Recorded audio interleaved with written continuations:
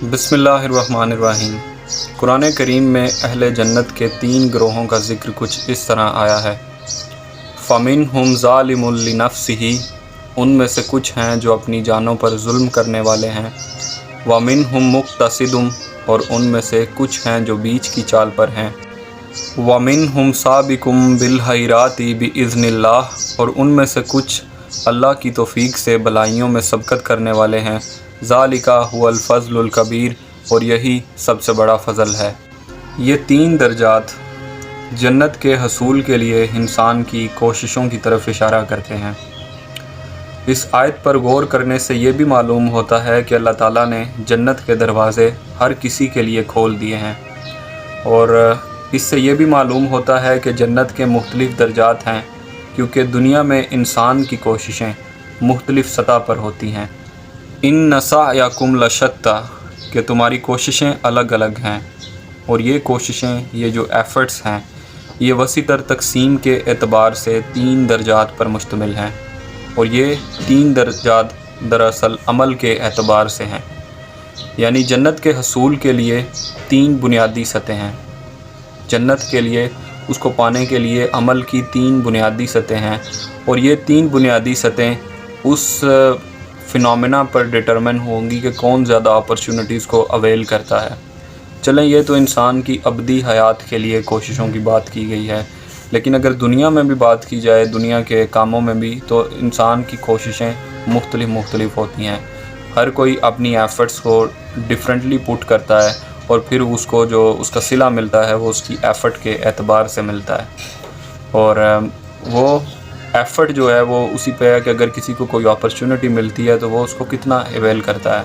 مثال کے طور پر کچھ اسٹوڈنٹس جو ہیں وہ ایگزام کے لیے تیاری کر رہے ہیں، تو ان میں سے اپرچونٹی سب کے لیے سیم ہے، لیکن ان میں بھی آگے 3 کیٹیگرائز ہو جائیں گی کہ کچھ بہت اچھی محنت کریں گے، کچھ میڈیوکر رہیں گے کہ بیچ والے چیزیں میں رہیں گے، اور کچھ ایسے ہوں گے کہ جو بالکل نیگلیجنٹ ہوں گے۔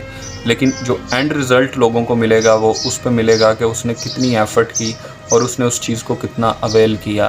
تو دنیا میں یہ ایک یونیورسل پرنسپل ہے کہ آپ اس کو کسی چیز میں بھی امپلیمنٹ کر سکتے ہیں۔ کسی بھی چیز کے حصول کے لیے آپ عمل کیسا کرتے ہیں، یہ آپ کا رینک کنسیڈر کرے گا۔ قاضی ثناء اللہ پانی پتی اس آیت کی تفسیر میں لکھتے ہیں کہ ظالم لنفسہ سے مراد وہ لوگ ہیں جو حقیقت میں قرآن کی آیات پر یا اس کی انسٹرکشن پر عمل کرنے میں کوتاہی کرتے ہیں، اور اس طرح وہ اپنی جانوں پر ظلم کر رہے ہیں۔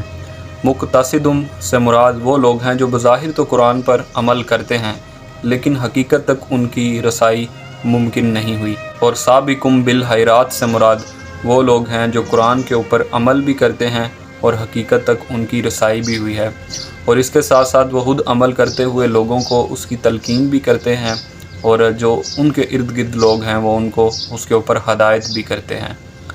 حقیقت یہ ہے کہ جنت کا شوق جنت کے حصول کے لیے کافی نہیں۔ ضروری بات یہ ہے کہ انسان جنت کو حاصل کرنے کے لیے عملاً بھی اس کی تیاری کرے۔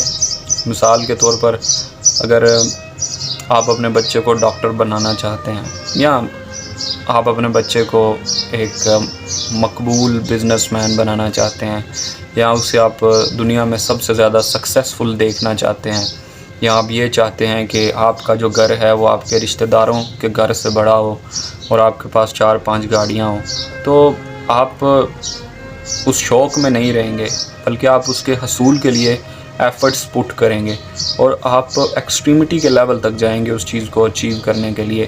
آپ یہ نہیں کہیں گے کہ اچھا میری یہ خواہش ہے کہ میرے پاس یہ گاڑی ہو یا میرا سب سے بڑا گھر ہو، تو آپ بیٹھے نہیں رہیں گے۔ آپ کو 24 گھنٹے کام کرنا پڑے گا، آپ 24 گھنٹے کام کریں گے۔ آپ کو اس چیز کے حصول کے لیے اگر تھوڑی بہت ڈنڈی مارنی پڑی تو آپ تھوڑی بہت ڈنڈی بھی ماریں گے۔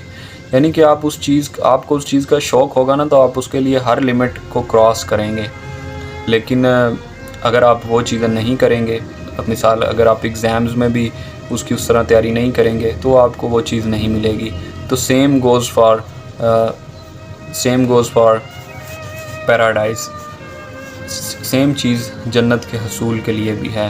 اور جیسے کہ میں نے پہلے کہا ہے کہ ان سعیکم لشتیٰ، کہ انسان اپنی کوشش کے اعتبار سے ڈائیورس ہیں، کہ وہ مختلف درجات میں بٹے ہوئے ہیں۔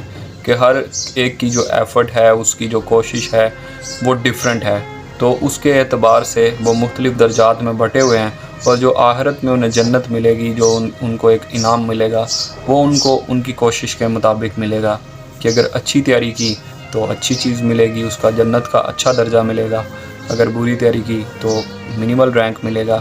جو ہوں گے جو وہاں پہ، کہ جیسے ایگزامز میں رینکس بنتی ہیں تو وہ ایفرٹ کے حساب سے ہوں گی. سو اچھی ایفرٹ کریں، چاہے دنیا کے کام ہوں اور جنت ہو تو اچھی ایفرٹ کریں، چیزوں کو نگلیکٹ نہ کریں، اپرچونٹیز کو اویل کریں. جو بھی آپ کے پاس اپرچونٹی آتی ہے اس کو اویل کریں. آپ جتنے اچھے سے اس کو اویل کریں گے اتنا آپ کا رینک بڑھتا جائے گا. جسٹ لائک پب جی، جتنی آپ کلز کرو گے، اپرچونٹی کو اویل کرو گے، اتنا آپ کا رینک بڑھتا جائے گا. تو یہ جو قانون ہے یہ قرآن کریم نے جنت کے حصول کے لیے بہت پہلے ڈیفائن کر دیا تھا. ہم جنت کو حاصل کرنے کی تو بات کرتے ہیں، لیکن اس کو حاصل کرنے کے لیے جن مراحل کی ضرورت ہے، جن ایفرٹس کی ضرورت ہے، ہم اس کی بات نہیں کرتے. تو just like the first, second and third position, جیسے کہ ہمارے ہاں اسکول لیولز میں بتایا جاتا ہے کہ اگر اچھی کہ تیاری کرو گے تو فرسٹ پوزیشن آئے گی، منیمل تیاری کرو گے تو سیکنڈ پوزیشن آئے گی، پھر تھرڈ پوزیشن آئے گی. So the same ranks are for جنت.